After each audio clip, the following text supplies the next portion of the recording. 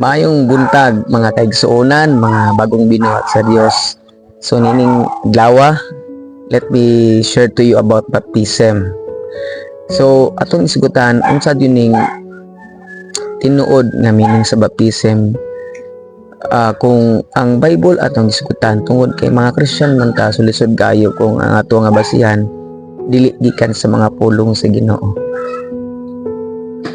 So sugan to ni nga pangutana, unang-una, what is water baptism? So ang water baptism, it is a public declaration or it is an expression of our faith in the Lord Jesus Christ. Sa ato pa, ang baptism di ay mga kaigsuonan, usa ni siya pagdeklarar nimo ngadto sa kadaghanan, ako sumusunod na ni Ginoong Hesukristo. So sa ato pa dili siya nagsimbolo o dili siya requirement sa atong kaluwasan tungod kay declaration naman nimo sa imong pagtuo sa Dios. Kung aritas kami niyoon na ay timailhan nga duha ka man nagtiayon or ang usa ka person minyo na siya kung naa siya ay ring, okay, or sing-sing. So ingon nga minyo ang sing-sing timailhan siya nga ang usa ka tawo minyo na. So kung tangtangon niya wasa kasing-sing di pagpasabot di na siya minyo siya, pero siya timaylan ingana usab sa atong pagtuo sa Ginoo.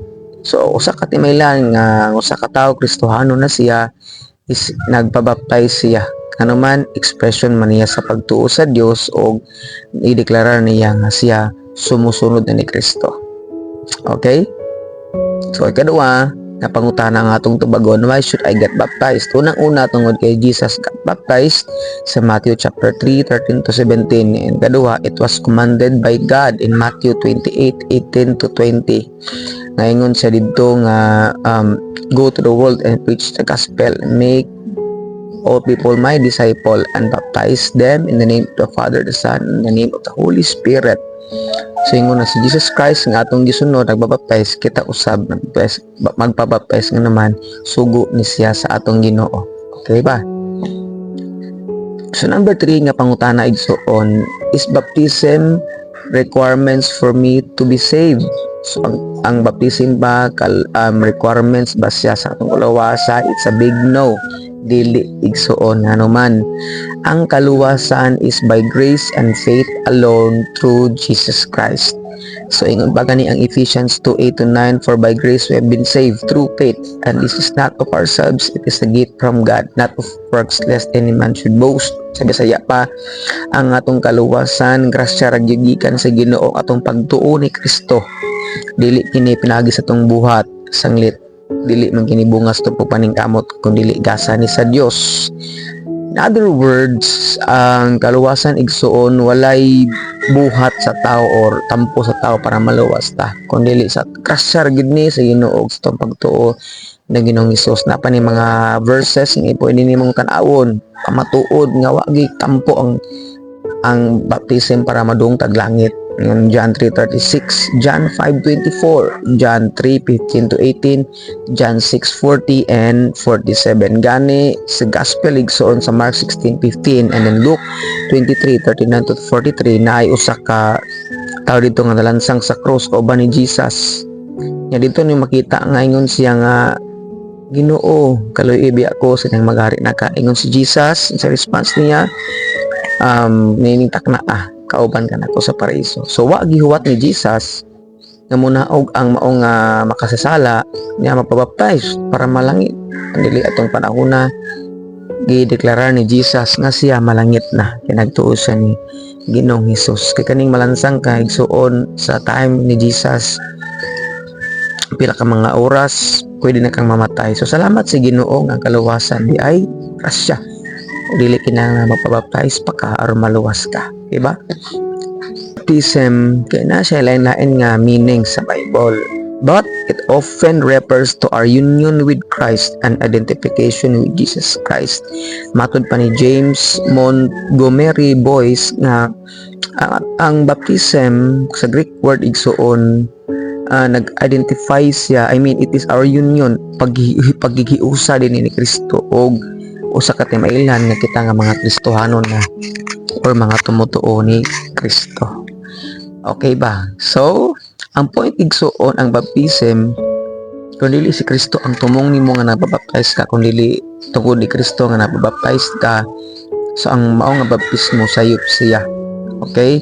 So kung nagpamimbro ka, baptize ka, or tungod kay na amigo nimo nagpabaptize, or tungod kay maluwas imong pamilya, or maluwas ka tungod sa magpabaptize ka, so dili siya sakto nga baptism ang igsuon. Okay, let's continue. So ikapat nga pangutana igsuon, when should I get baptized? Pangutana ka, pastor, ano sa amang ko magpabaptize?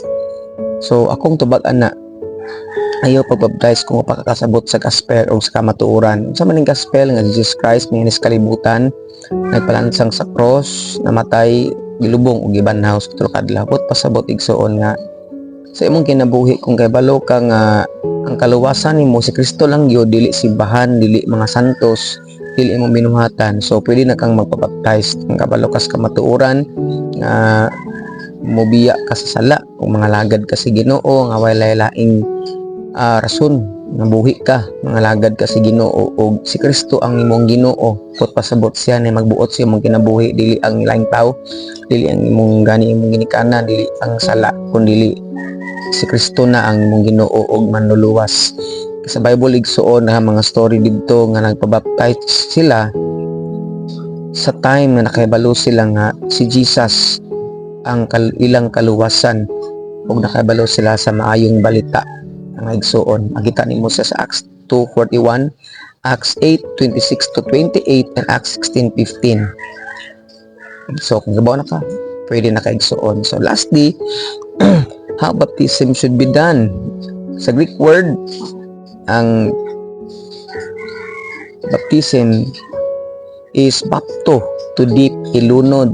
Sa Greek noun, baptisma, a process of immersion or to submerge, sa Luke 1:9 to 11. So ang baptism sa Greek noun is baptisma, but pasabot ilunod, immerse o submerge.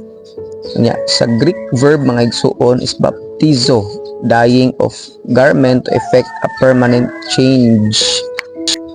So sa Greek verb igsuon is baptizo, sabot dyeing of garment to effect a permanent change. Sabot man ang dyeing nga bitong t-shirt kung puti akong sinina niya, ilunod mo siya og dye, may siyang pink kung pink ang color. So nga na ang baptism igsuon nga kining kita sa una we are created in the image of God, but tungod sa sala nabulingan ta, nahimutang makasasala by nature. Kung igsuon ang baptism magsimbol usab ni siya nga baliko nato ang image nga gikawat sa sala, baliko nato atong image nga liwat sa Ginoo, mahigugmaon, balaan, na ay meaning ang life mga igsuon. That is kitang tanan mahimutang giluwas ta sa Ginoo og makabaton tag relasyon sa Dios. Unang-una og relasyon ngadto sa iskatawo. So that's it. Mao to siya kanang mga pangutana igsuon nga posibleng gipangutana nimo kabahin sa baptism.